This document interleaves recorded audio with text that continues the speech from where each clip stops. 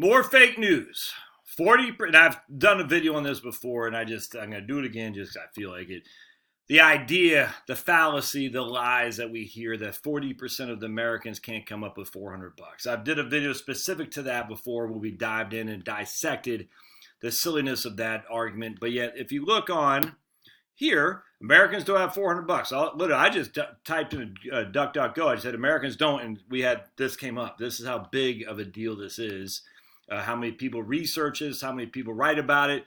Washington Post, the shocking number of Americans who can't cover $400. Here's ABC, Americans don't have $400.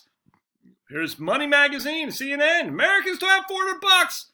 Barrow Money, WTOP in DC, 40% of Americans don't have $400.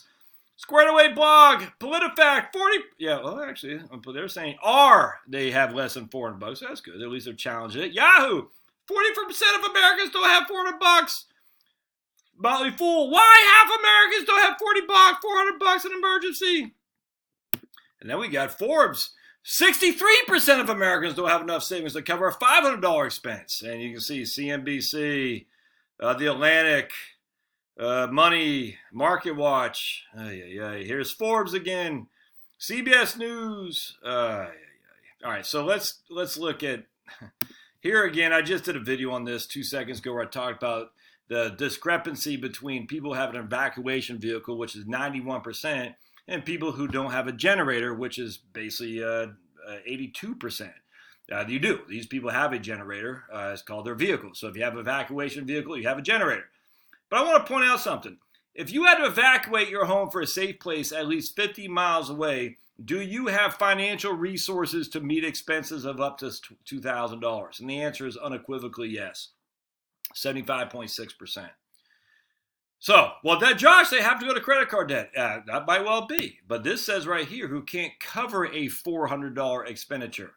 I mean, look, we looked at that study and we said a lot of people will use it on a credit card because a credit card has lower interest rates than what they're expecting to get on their bank account or their investment account. I would do the same thing. Absolutely. I told you about my story, how I got tires.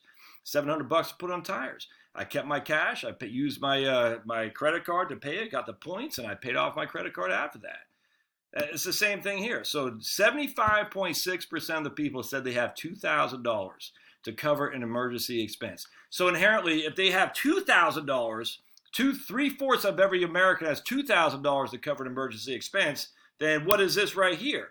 40% can't cover $400 for an emergency expense? Right there. 40% of Americans, says Money Magazine, can't cover a $400 emergency expense. That's what CNN says, but that's not what the Census Bureau says. They say that's not true. That 75% of people not only can cover a $400 emergency expense, but can cover a $2,000 emergency expense. It's all freaking lies. Lies, lies, lies. To scare you. To scare you. Stop falling for the media lies, please. This is from the Census Bureau. Ironically, how no one talks about this right here, but they certainly talk about this right here. 40% of Americans don't have $400 for an emergency. Why Americans don't have $400 in savings? 40% of Americans can't cover $400 emergency expense, which is actually not what the survey said. It's all fake news. It's all lies. Think for yourself, my friends. Please, for the love of the good Lord, think for yourself. You cannot trust these guys. They're trying to scare you. All right, see you.